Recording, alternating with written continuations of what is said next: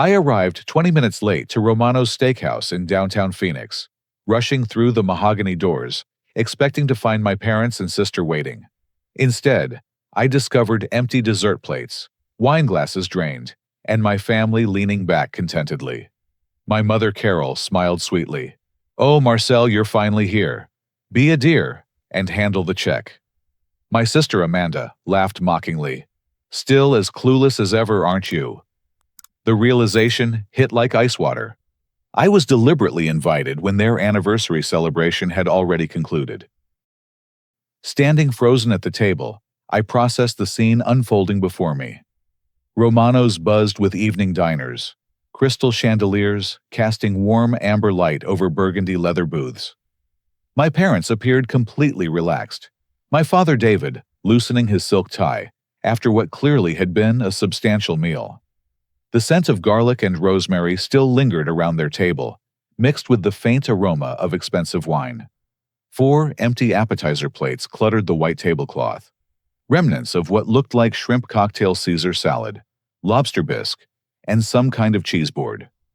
2 bottles stood empty beside the table, Camus Cabernet Sauvignon, each bottle worth at least $200. The remnants of surf and turf dinners sat before my parents. David had clearly enjoyed the ribeye special, while Carol had opted for the lobster tail with filet mignon. My mother casually mentioned they had started eating 2 hours ago. "We got hungry waiting," she said, dabbing her lips with a cloth napkin. "You know how your father gets when he's famished." Amanda, my 28-year-old sister, pulled out her phone with a mischievous grin. She showed me photos of the family toasting with champagne, laughing over appetizers, and posing for selfies around plates full of food. Each photo was time-stamped, and my blood ran cold as I read them. 6:15, 6:30, 6:45, 7 o'clock. The photos documented an entire celebration that had been happening while I was supposedly invited for 7:30. I questioned the timing, my voice shaking slightly. "Wait, you told me 7:30, right? That's what the text said." My father dismissed me with a wave of his hand, not even looking up from his coffee. "You probably misread it, son. You've always been scattered about details. Remember when you showed up late to your own graduation party?" The server approached our table, a young woman with short auburn hair and a professional smile. She placed a black leather folder in front of me. "Here's your check, sir. I hope everything was satisfactory this evening." My hands trembled as I opened it. $467. The numbers seemed to dance on the paper as I stared at it. Carol pushed the folder closer to me. "You said you'd treat us for our anniversary, sweetheart. What a generous son we raised." I had never offered to pay. I searched my memory, trying to recall any conversation where I had made such a promise. There was nothing. No memory, no discussion, no offer to cover their anniversary dinner. Amanda pulled out her phone again, scrolling through our text conversation. "Look, Marcel, right here." She turned the screen toward me, showing a message thread between us. There it was in blue text bubbles that supposedly came from my phone. "Let me treat you guys for your anniversary. I want to cover everything for your special night. Order whatever you want." I stared at the message in confusion. It was there, sent from my number, but I had absolutely no recollection of typing those words. The phrasing felt wrong too. I never used expressions like, "let me treat you," or "order whatever you want." Those weren't phrases I typically used. "I don't remember sending that," I said, pulling out my own phone to check my message history. The text was there in my sent messages, identical to what Amanda had shown me. But the timestamp troubled me. According to my phone, I had sent that message at 2 in the afternoon while I was in a client meeting at work. Carol and David exchanged a knowing glance across the table, the kind of look that passed between people who shared a secret. The expression lasted only a second, but I caught it. "Marcel, honey, you're being silly," my mother said, reaching across to pat my hand. "You sent the text. We have the proof right here. Are you feeling all right? You seem confused." Amanda held up her phone, recording me now. "My brother's being dramatic again," she said to her camera. "He offers to pay for dinner, and then acts all surprised when the bill comes." She was live streaming on Instagram. I realized broadcasting my confusion to her followers. Other diners began turning their heads toward our table. The conversation was drawing attention, and I felt heat rising in my cheeks. Servers hovered nearby, clearly uncomfortable with the tension building at our table. Childhood memories rushed back like a flood. This dynamic felt familiar. I remembered being 12 years old, and somehow being expected to pay for ice cream for the family after a day at the zoo. I recalled being 16 and finding myself responsible for covering gas money after family road trips. There had always been this expectation that I would handle financial responsibilities, even when I couldn't remember agreeing to them. My parents had retired early 2 years ago at 58 and 56 respectively. They lived comfortably off their investment portfolio, frequently posting photos from wine country trips and European vacations on social media. Yet somehow, family expenses always seemed to fall on my shoulders. The server returned, hovering politely near our table. "Is everything all right with the check, sir?" "Yes, everything's fine," Carol answered for me, smiling brightly at the young woman. "My son is just organizing his payment method." I noticed Amanda had her phone positioned to capture my reaction. The screen still showed her Instagram livestream with comments rolling in from viewers. "Make him pay," read one. "Family drama is the best drama," said another. That's when I caught sight of something that made my stomach drop. Amanda's phone screen displayed not just the livestream, but a notification from a group chat. The preview showed part of a message, "He'll never suspect we changed," before Amanda quickly swiped it away. But I had seen enough. There was a group chat involving my family, and they were discussing something they had changed. The pieces began forming a picture I didn't want to see. "Amanda, what was that group chat about?" I asked directly. She looked genuinely startled for the first time that evening. "What group chat? I don't know what you're talking about." But her voice had lost its confident, mocking tone. David leaned forward, his expression hardening. "Marcel, just pay the bill. We're your family. Stop creating a scene over nothing." The server cleared her throat softly. "I can give you a few more minutes if you need them." "No, we're fine," I said, making a decision. "Actually, could you get your manager, please? I think there might be some confusion about this bill." The color drained from Amanda's face. Carol's confident smile faltered for the first time all evening. David straightened in his chair, suddenly alert. "Why do you need the manager?" Carol asked, her voice slightly higher than before. "Because," I said, keeping my voice steady, "I think someone needs to explain to me exactly what happened here tonight." The server nodded and walked away toward the hostess station. I watched my family's expressions carefully. The casual confidence they had displayed moments before was evaporating, replaced by something that looked suspiciously like panic. Amanda turned off her live stream. While my family sat in uncomfortable silence, I excused myself to the restroom, claiming I needed a moment to think. The bathroom was empty, decorated with the same elegant touches as the main restaurant. Marble countertops, soft lighting, and classical music playing through hidden speakers. I pulled out my phone and began scrolling through my text message history with my family. What I discovered made my hands shake. There were dozens of messages I didn't remember sending. Messages spanning the past 6 months, all offering to pay for various family events and celebrations. The language in each message felt foreign, using phrases and expressions that didn't match my typical communication style. "My treat for Easter brunch, Mom. Can't wait to celebrate with the family." "Let me handle Father's Day dinner, Dad. You deserve the best." I insist on covering Amanda's birthday celebration. She's only 28 once. "Mother's Day spa day is on me. Book the premium package. Mediation." Each message was sent from my phone number and appeared in my sent folder, but I had no memory of typing any of them. The timestamps were particularly troubling. Several had been sent during work hours, when I was in meetings, or on client calls. I called my bank's fraud hotline, something I should have done months ago. The automated system connected me to a fraud specialist named Jennifer, who pulled up my account while I waited in the marble-appointed restroom. "Mr. Marcel Thompson," she confirmed. I'm showing several large restaurant and entertainment charges over the past 6 months. Let me read through them for you.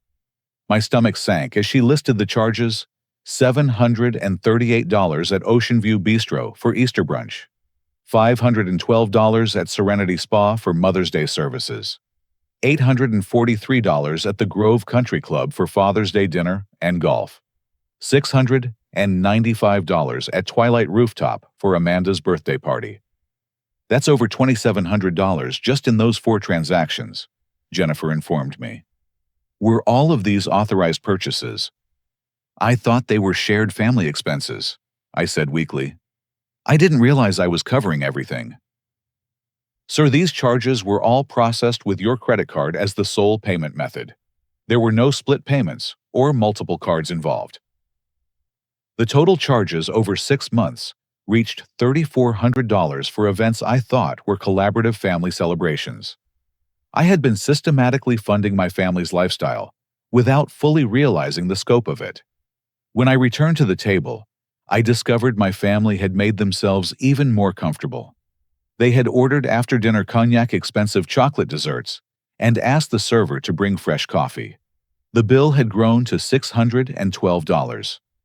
Marcel, honey, my mother said as I sat down, we took the liberty of ordering some dessert for the table. You don't mind, do you, since you're being so generous tonight? Amanda had restarted her livestream, positioning her phone to capture both the elaborate dessert spread and my reaction. My successful brother treating the family to an amazing anniversary celebration, she announced to her viewers. This is what family love looks like. I decided to confront them directly. I need to ask you something about these text messages. I've been looking through my phone, and I found a lot of messages I don't remember sending. Carol's expression remained perfectly innocent. What kind of messages, sweetheart? Messages offering to pay for family events. Easter, Mother's Day, Father's Day, Amanda's birthday, dozens of them over the past 6 months. David became defensive immediately. Are you accusing your family of lying after everything we've done for you growing up? We fed you, clothed. You sent you to college. I'm not accusing anyone of anything, I said carefully. I'm just trying to understand why I can't remember sending these messages. Amanda jumped in her voice, taking on a wounded tone. Marcel, you offered to pay for those events. We have the screenshot saved. Do you want me to show everyone? She gestured toward her phone, threatening to broadcast our conversation to her Instagram followers.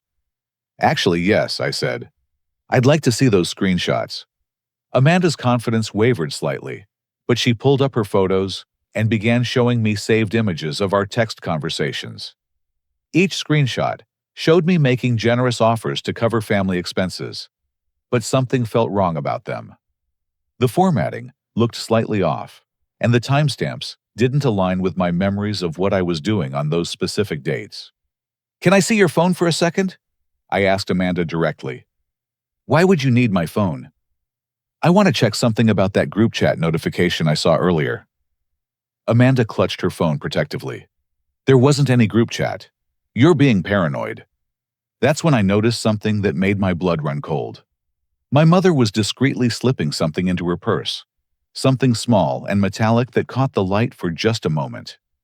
Mom, what did you just put in your purse? I don't know what you're talking about, honey. But I had seen it clearly. It was my spare house key, the one I had given them 6 months ago for emergencies. The key ring was distinctive because I had attached my work ID badge to it for convenience. That's my apartment key. I said, my voice rising slightly. Why do you have my apartment key? The question hung in the air like a challenge. Carol's face flushed slightly, and David shifted uncomfortably in his chair. We borrowed it to check on your apartment while you were traveling for work last month, Carol finally admitted. We wanted to make sure everything was secure. But I never asked you to check on my apartment. Amanda tried to cover the slip, speaking too quickly. They were just being helpful, Marcel. Parents worry about their kids. It's not a big deal. But it was a big deal. Because suddenly, I understood how those mysterious text messages had been sent. They had access to my apartment, which meant they had access to my phone, my computer, and my personal information whenever I wasn't home. The scope of their manipulation was becoming clear, but I suspected it ran even deeper than I yet understood. The revelation about the apartment key changed everything. I realized they had unrestricted access to my personal space, my devices, and my digital life. The mysterious text messages suddenly made sense. They had been sending them from my own devices while I was at work. "I want my key back," I said firmly, extending my hand toward my mother. Carol clutched her purse tighter. "I don't know what you're talking about, Marcel. I don't have any key." But I had seen it clearly, and now other diners were beginning to notice our escalating conversation. A couple at the adjacent table kept glancing over, and our server approached cautiously. "Is everything all right here?" the young woman asked diplomatically. "Actually," I said, "we're waiting for your manager. Is she available yet?" "She'll be right over," the server assured me, then retreated to give us space. David attempted to take control of the situation. "Marcel, you're being ridiculous. We're your family. Why are you being so paranoid and accusatory?" "Because," I said, pulling out my phone, "I've been systematically defrauded for months, and I'm starting to understand how." Amanda made a critical error then. In her nervousness, she blurted out, "It's not like we took copies of your keys or anything." The silence that followed was deafening. Carol and David both stared at Amanda in horror. "Copies," I repeated. "You made copies of my apartment keys." Amanda realized her mistake immediately, trying to backtrack. "I didn't mean copies. I meant we only borrowed the original key sometimes." But the damage was done. They had revealed that they possessed duplicates of my apartment keys, which meant their access to my personal space was ongoing and unlimited. "Give me your phone, Amanda," I said suddenly. Why?" "I want to check your messages. If you have nothing to hide, it shouldn't be a problem." Amanda shook her head firmly. "That's private. I'm not giving you my phone." "Then let me use it to call an Uber," I said, extending my hand. "My battery is dying." It was a lie, but Amanda fell for it. She hesitantly handed me her phone, probably thinking I wouldn't be able to access her private messages. But her phone was unlocked, and I quickly navigated to her text messages. I found the group chat called Anniversary Plan that I had glimpsed earlier. What I discovered made my stomach turn. The message thread contained months of coordinated communication between Carol David and Amanda. Messages like, "Got into his apartment again this morning. He left for work at 8:15. Sent the Easter brunch message from his phone. Used his usual login. He'll never check his phone history. He trusts us completely. Found his credit card statements on his desk. He can afford more than we thought. Make sure the restaurant timing works out. We need to finish eating before he arrives." There were screenshots of my personal financial information, photos of my credit card statements, taken in my own apartment, and detailed discussions about my work schedule and travel plans. But the most disturbing discovery was a series of photos. Pictures of my bank passwords written down on a piece of paper, shots of my computer screen, showing my online banking account, and images of my credit card numbers. They had been systematically violating my privacy and stealing my financial information for months. "This is identity theft," I said, looking up from Amanda's phone. The color drained from all three of their faces simultaneously. "Marcel, we can explain." Carol started, but I wasn't interested in explanations anymore. That's when the restaurant manager approached our table. She was an elegant woman in her 40s, with silver-streaked hair and a professional demeanor. "Good evening," she said warmly. "I'm Patricia Williams, the general manager. I understand there might be some confusion about your bill tonight." "Actually," I said, still holding Amanda's phone with the incriminating messages visible, "I think we have a much bigger problem than just the bill." I showed Patricia the messages on Amanda's phone, explaining the situation as clearly as I could. Her expression grew increasingly serious as she read through the evidence. "Sir," Patricia said carefully, "this appears to be a very serious matter. These messages suggest identity theft and fraud. Would you like me to call the police?" The question hung in the air. Part of me hesitated because despite everything, these were the people I had considered family for years. Carol broke down crying. Marcel, we needed the money. We didn't mean for it to go this far. David's defense crumbled as well. Our retirement savings got hit hard in the market crash last year. We've been living beyond our means and we panicked. Amanda became hostile, perhaps realizing that her phone contained evidence that could lead to criminal charges. Marcel, you're being selfish. We're family. Families help each other. You make good money, and we're struggling. Helping family doesn't involve breaking into someone's apartment and stealing their financial information, I replied. Patricia had been listening carefully to the entire exchange. She leaned closer to me and spoke quietly. Sir, I need to tell you something privately. Could we step aside for a moment? I followed Patricia a few steps away from the table, leaving my family under the watchful eye of our server. This isn't the first time I've seen your family in here, Patricia said quietly.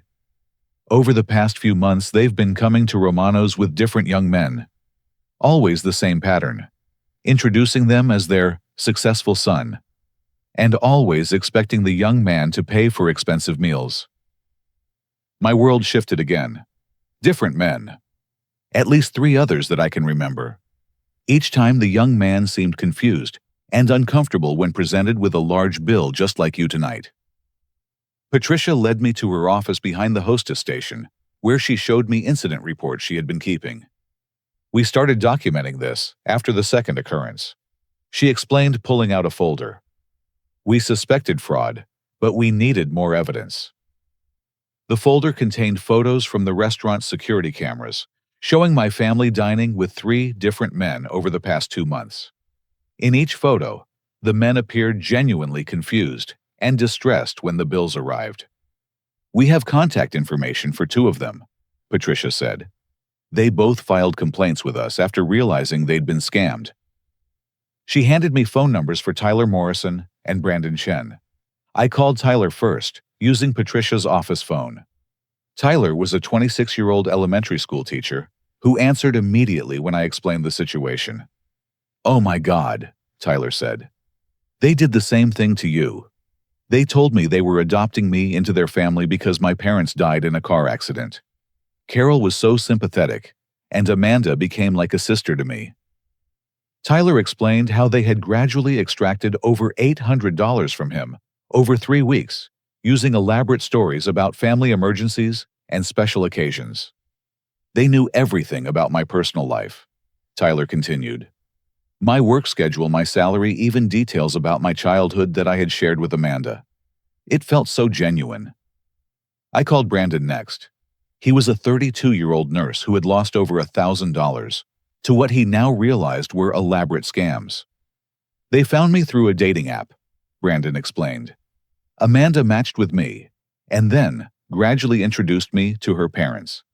They created this whole family dynamic where I felt included and valued. Then came the requests for money. Always emergencies, always urgent. Both men confirmed identical manipulation tactics, research their targets through social media, create emotional connections based on the target's vulnerabilities, and systematically extract money through fabricated family scenarios. Marcel, Patricia said, after I finished the calls, I think you need to check your apartment immediately. Based on what these other victims told us, your family may have been documenting more than just financial information. I called my building's security office from Patricia's desk. The security supervisor, James Rodriguez, answered and confirmed my worst fears. Mr. Thompson, yes, I've seen your parents visiting frequently. They always used keys to enter, so we assumed they had your permission. They typically stayed for 2 to 3 hours when you weren't home.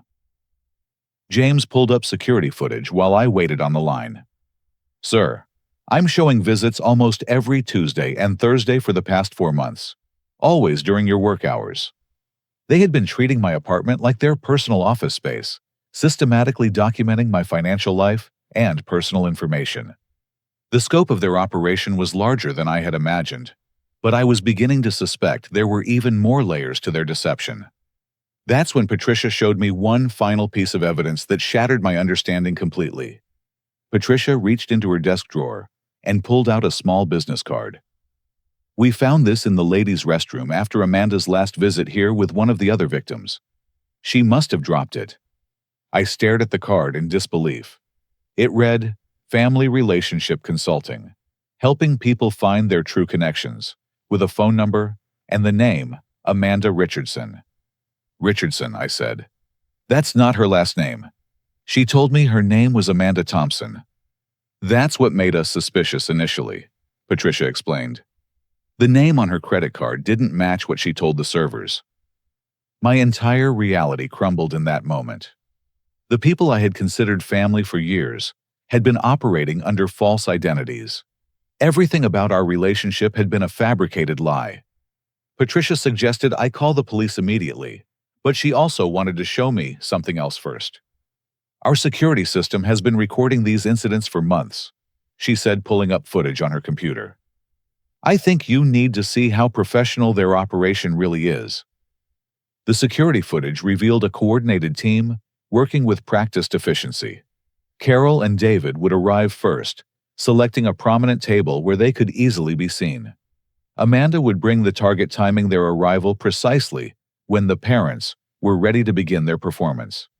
In each video, their behavior was identical: warm greetings, emotional storytelling, gradual introduction of financial expectations, and escalating pressure when targets showed resistance.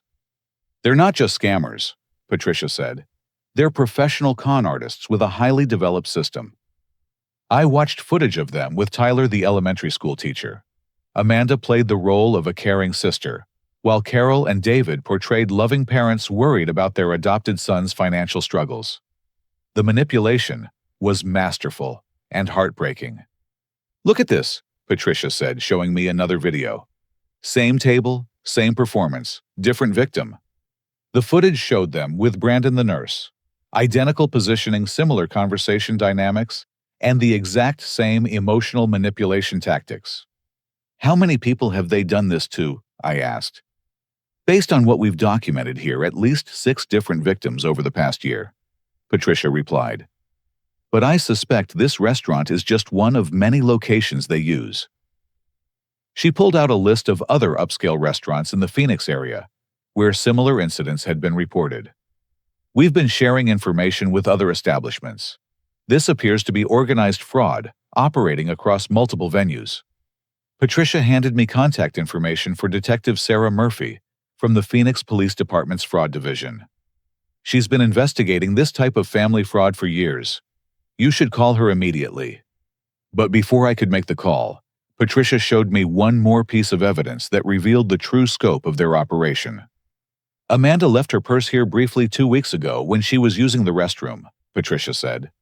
Our server found it and opened it to check for identification. Inside Amanda's purse, the server had discovered multiple identification cards with different names, credit cards belonging to various people, and a notebook containing detailed profiles of potential targets. The notebook listed 23 different men. Patricia continued. Ages, occupations, estimated incomes, personal vulnerabilities, and relationship status. They had been researching targets systematically.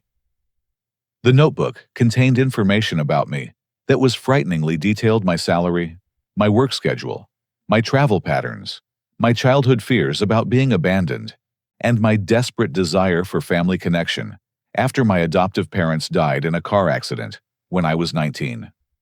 They knew exactly how to manipulate you, Patricia said gently. They identified your emotional vulnerabilities and exploited them systematically. The realization hit me hard. These people had never been my family.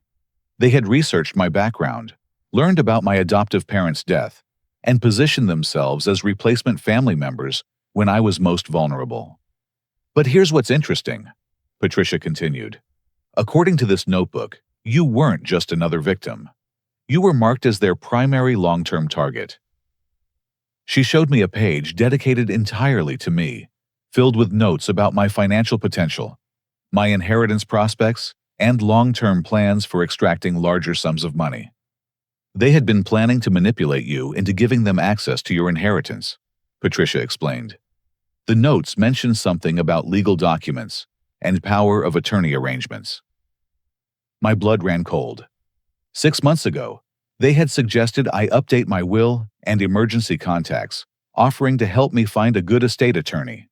They had even recommended a specific lawyer who specializes in helping young professionals protect their assets. I need to check something, I said, pulling out my phone to call my attorney's office. When I reached my estate attorney's emergency line, my worst fears were confirmed. Someone had been making inquiries about my will and inheritance status, claiming to be my family members seeking information about my mental health and financial decision-making capacity. Mr. Thompson. My attorney said, "We've received several calls from people claiming to be your parents and sister. They were asking very specific questions about your estate planning and inheritance status. We didn't provide any information, but their knowledge of your personal details was concerning." The scope of their long-term plan became clear. They weren't just stealing money for immediate expenses. They were positioning themselves to gain legal control over my entire inheritance and financial future. But as I stood in Patricia's office processing the magnitude of their deception, I realized something important. I wasn't just a victim anymore. I had evidence, I had allies, and I had the power to stop them from hurting anyone else. It was time to turn the tables on my fake family. I made a decision in Patricia's office that would change everything.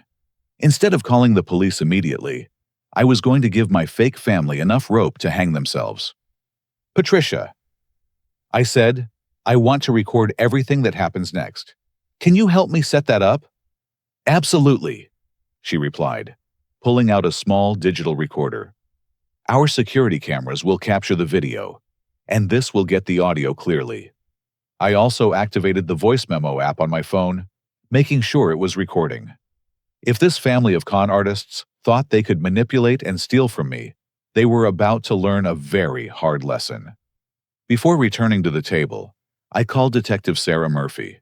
She answered immediately, even though it was past 9 o'clock in the evening. "Detective Murphy," she said professionally. "Detective, my name is Marcel Thompson. Patricia Williams from Romano's Steakhouse gave me your number. I think I've uncovered a major fraud operation involving fake families." "Mr. Thompson, I've been investigating these cases for months. Are you currently with the suspects?" "Yes. They're sitting at my table right now, expecting me to pay a $600 bill for an anniversary dinner I never agreed to fund." "Perfect," Detective Murphy said. "I'm going to come to Romano's immediately, but I want you to get them to admit as much as possible on record first. Can you do that?" "I think so." "Mr. Thompson, I need you to know that you're not their only victim. We've been building a case against this organization for over a year. Your evidence could be exactly what we need to arrest them tonight." Detective Murphy explained that she would arrive within 15 minutes, positioning herself as a regular customer at another table. She would observe and listen, intervening only when I gave her a predetermined signal. "If you feel unsafe at any point, just say the words, 'I need some fresh air,' loudly enough for other tables to hear. I'll move in immediately." Armed with this plan, I returned to my table where Carol, David, and Amanda sat in uncomfortable silence. They looked up hopefully when I approached, probably thinking I had calmed down and was ready to pay the bill. "I've decided you're right," I said, sitting down and appearing defeated. "We're family, and families help each other. I'll take care of the bill." Relief washed over their faces immediately. Amanda even restarted her Instagram livestream, wanting to document my compliance. "I knew you'd come to your senses," Carol said, reaching across to squeeze my hand. "We raised you to be a good son."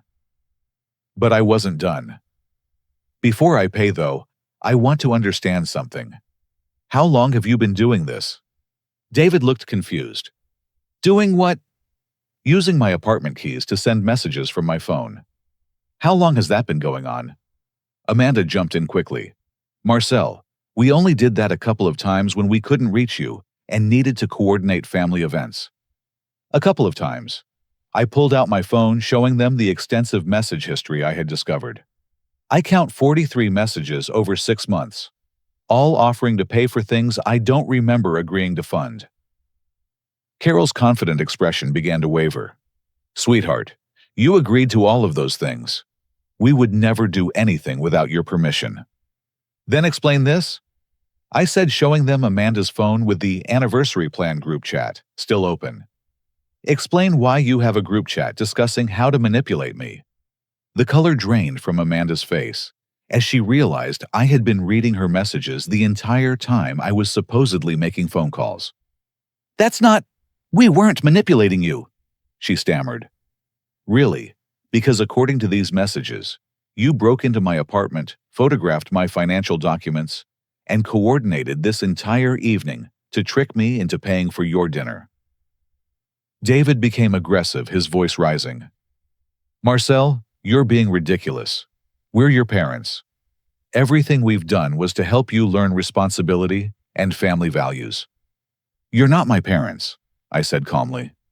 My real parents died in a car accident when I was 19. You know that, because it's written in Amanda's notebook, along with detailed profiles of 22 other victims. The silence that followed was deafening. Other restaurant patrons turned to stare at our table openly now. Carol broke first, tears streaming down her face. Marcel, please understand. We were desperate. We lost everything in bad investments, and we didn't know what else to do. So you decided to become professional con artists. We're not con artists, Amanda protested, but her voice lacked conviction. Then what do you call systematically targeting vulnerable young men, gaining access to their homes, stealing their financial information, and manipulating them into funding your lifestyle? I pulled out my notebook, where I had written down information from my calls with Tyler and Brandon. Tyler Morrison, elementary school teacher. You stole $837 from him over 3 weeks. Brandon Chen, registered nurse. $1,042 over 2 months. Should I continue? Carol's crying intensified. We needed the money for medical bills and debt payments. We weren't trying to hurt anyone. You weren't trying to hurt anyone. I stood up from the table. You stole my identity, violated my privacy, broke into my home repeatedly, and destroyed my ability to trust anyone. How is that not hurting me? That's when I revealed my ace in the hole. And here's what I find most interesting, I said, pulling out the business card Patricia had shown me. Amanda Richardson, from Family Relationship Consulting. That's quite a coincidence, isn't it, Amanda? Since your real name isn't Amanda Thompson at all. Amanda's face went completely white. She grabbed for the business card, but I held it away from her. How many other identities do you use? How many other fake families do you operate? David stood up abruptly, his chair scraping against the floor. We're leaving. This is insane. Actually, you're not leaving, I said calmly. Because Detective Sarah Murphy from the Phoenix Police Department is sitting right over there, and she's been listening to every word you've said. I pointed to a table near the bar, where a woman in civilian clothes raised her hand slightly. Detective Murphy stood up, showing her badge discreetly. The panic that crossed my fake family's faces was immediate and complete. Everything you've admitted to tonight has been recorded, I continued.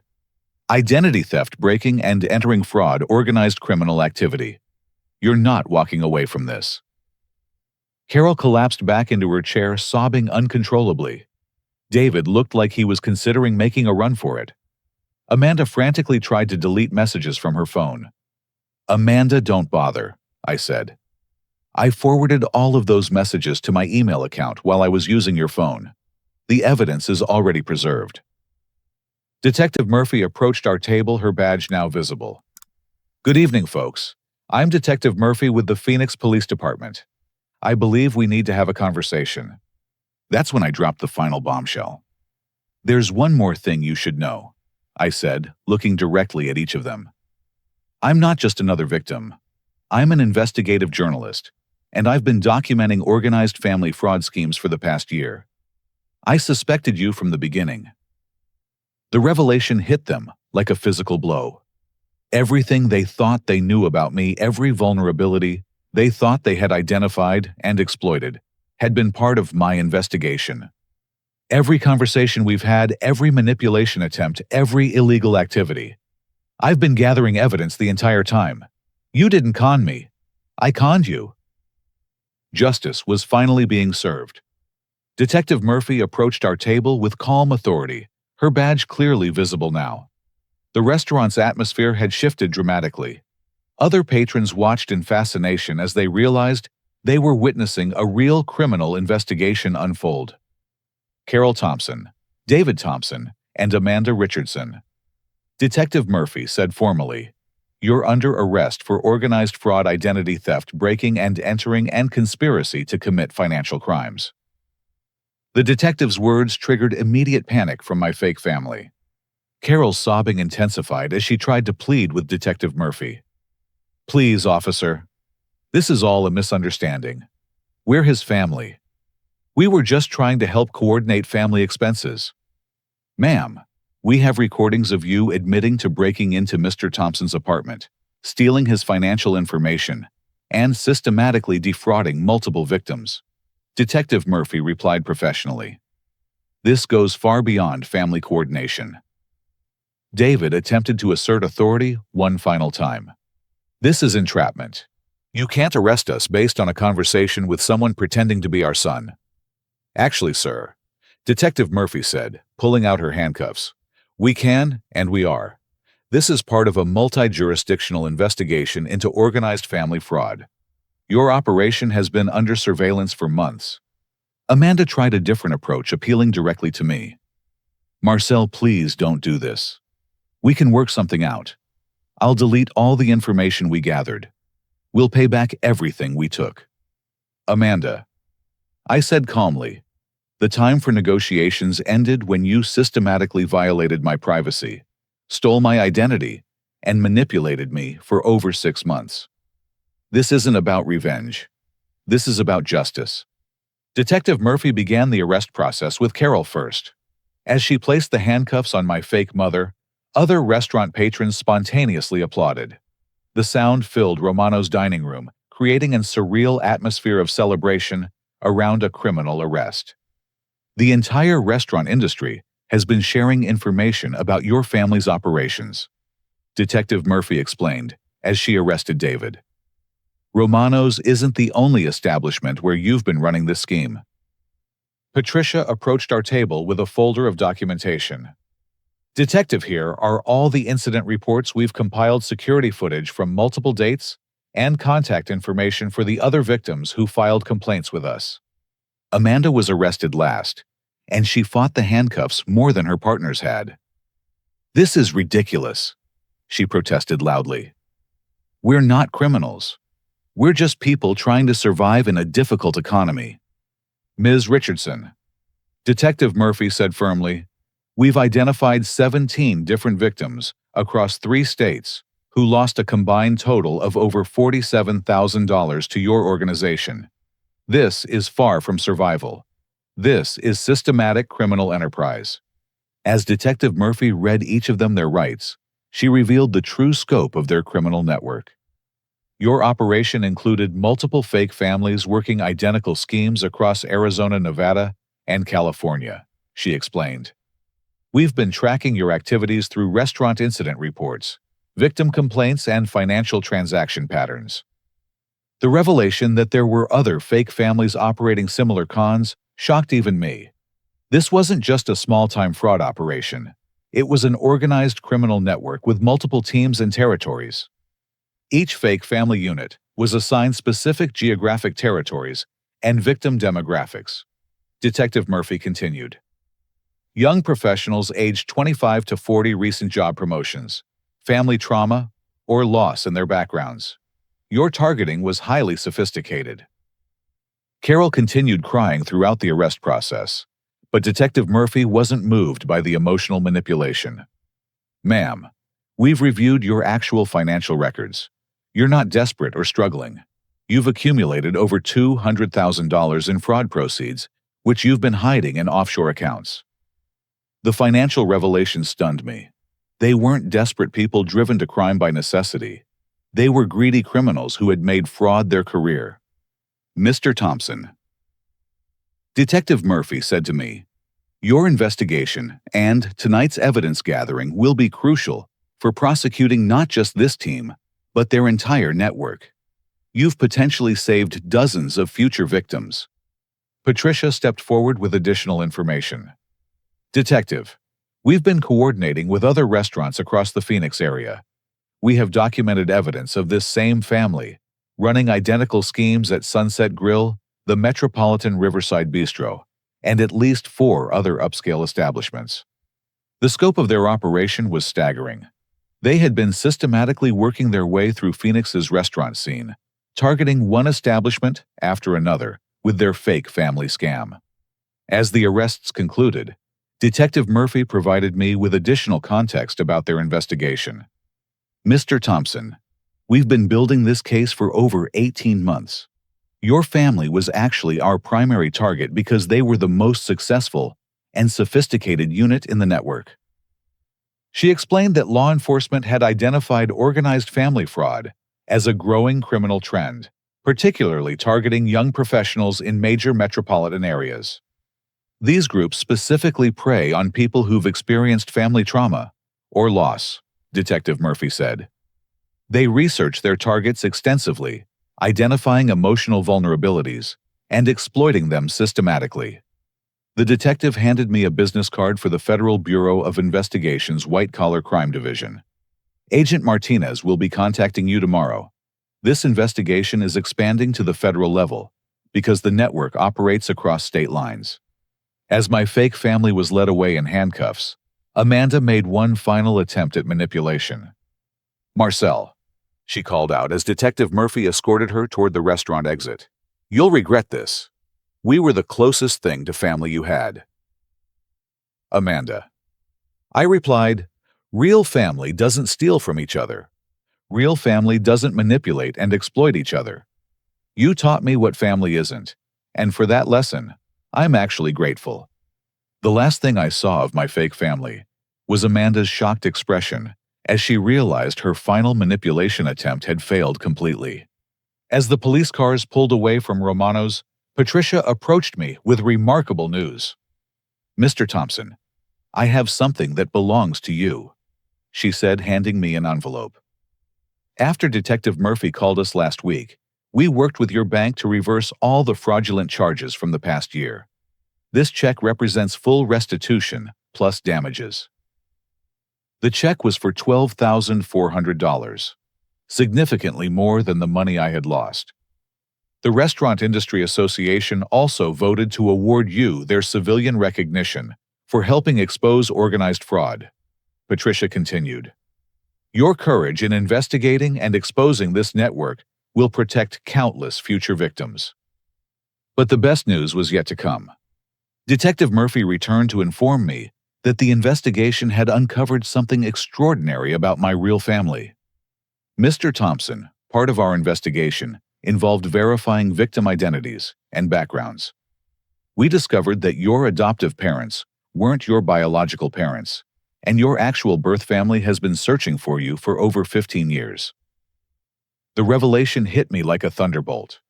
Somewhere out there, my real family had been looking for me while I was being manipulated by professional criminals. They live in Denver, Colorado," Detective Murphy said, handing me a phone number.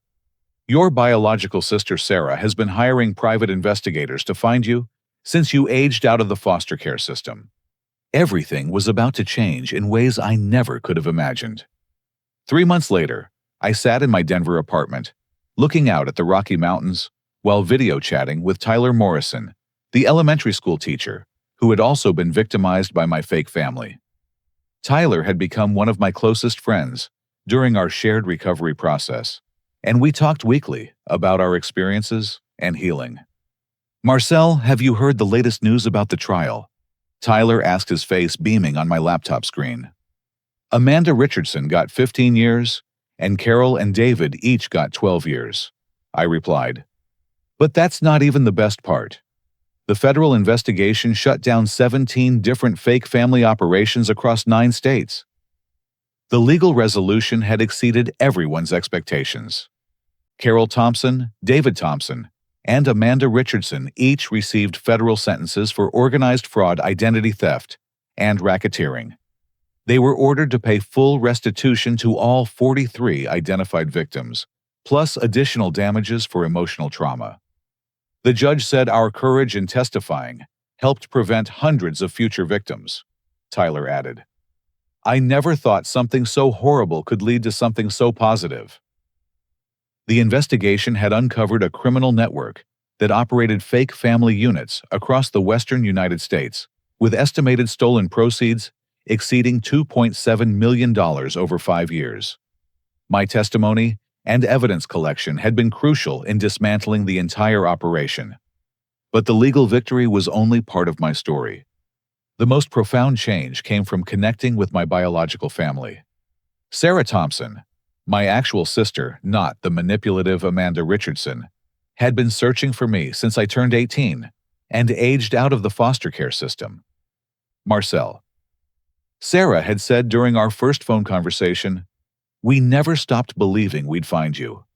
Mom and Dad kept your bedroom exactly the way it was when you were taken into foster care at age 7. My biological parents, Robert and Linda Thompson, had been fighting a wrongful termination of parental rights case for over 20 years. They had lost me due to a false accusation that was later proven to be fabricated, but by then, I had already been placed for adoption with the family that died in the car accident when I was 19. We hired private investigators every year on your birthday. My real mother, Linda, explained during our reunion. We never gave up hope that we'd be together again. The reunion with my biological family was everything the fake family relationship had pretended to be. Robert and Linda were retired teachers who had spent decades advocating for foster care reform. Sarah was a social worker who specialized in family reunification cases. We're not trying to replace the years we lost, Robert said during my first visit to Denver. We're grateful for every day we get to know the amazing man you've become. The genuine love and acceptance I felt from my real family was indescribable. They asked nothing from me, financially offered unconditional emotional support, and welcomed me into their lives without expectations or manipulation. My professional life transformed as well. The investigative story I wrote about organized family fraud was published in major newspapers nationwide and won the National Press Association's Award for Investigative Journalism. The story led to new federal legislation protecting fraud victims and improving law enforcement coordination across state lines.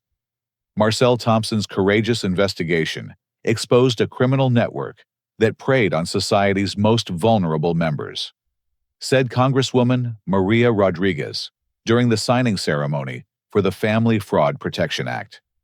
His work will protect thousands of future victims.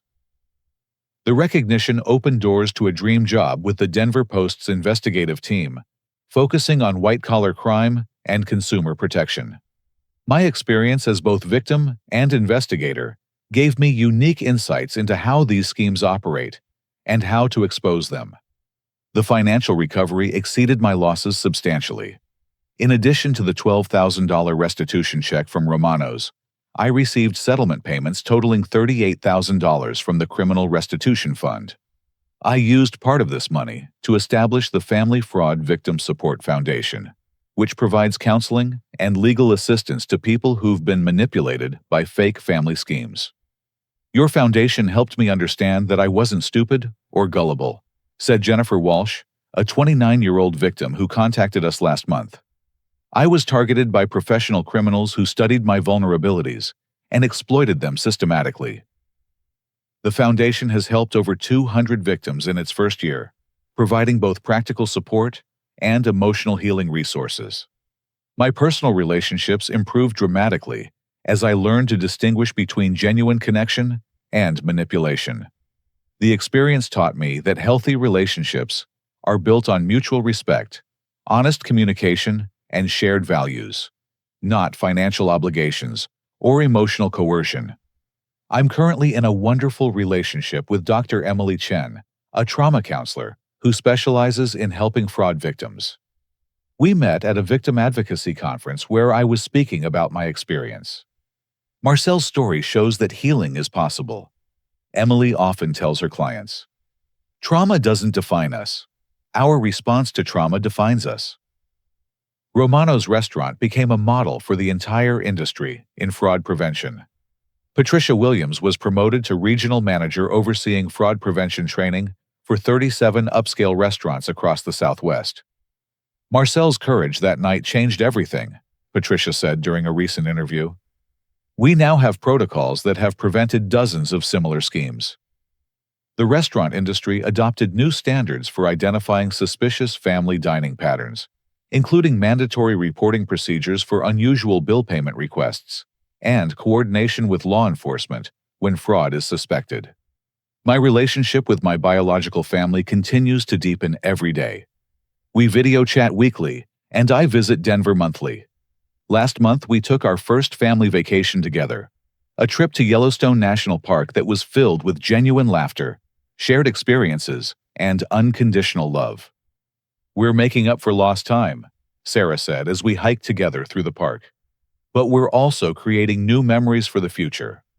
The contrast between my fake family's manipulation and my real family's genuine love taught me invaluable lessons about relationships, trust, and personal boundaries. I learned that real love doesn't come with financial expectations.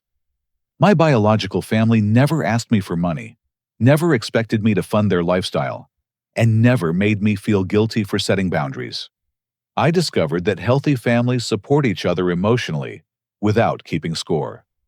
When I struggled with trust issues during my recovery, my real family provided patience and understanding without expecting anything in return.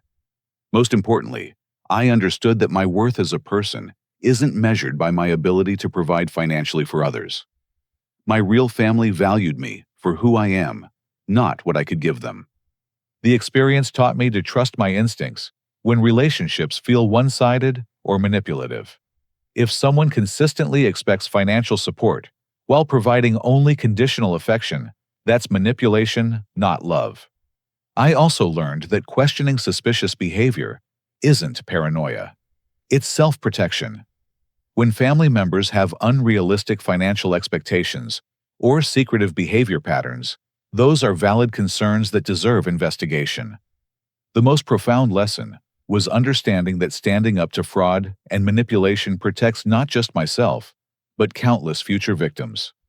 My willingness to expose the truth prevented hundreds of other people from experiencing the trauma and financial loss I endured. Today, I'm surrounded by genuine relationships built on mutual respect, honest communication, and unconditional love. My work helps protect vulnerable people from financial predators. My biological family provides the authentic connection I had always craved. The fake family taught me what love isn't. My real family teaches me what love is every single day. My story demonstrates that courage, investigation, and commitment to justice can transform victimization into empowerment. Sometimes the most painful experiences lead to the most meaningful victories. The criminals who tried to steal my money identity and emotional well-being are now in federal prison. The victims they targeted have received justice and compensation. The criminal network they operated has been permanently dismantled. And I discovered that real families do exist. They just don't come with price tags attached. Call to action. Have you ever been in a situation where family members, or people claiming to be family, made unrealistic financial demands? How did you handle it? And what warning signs would you tell others to watch for? Please share your thoughts and experiences in the comments below. Your story might help someone recognize manipulation before it's too late.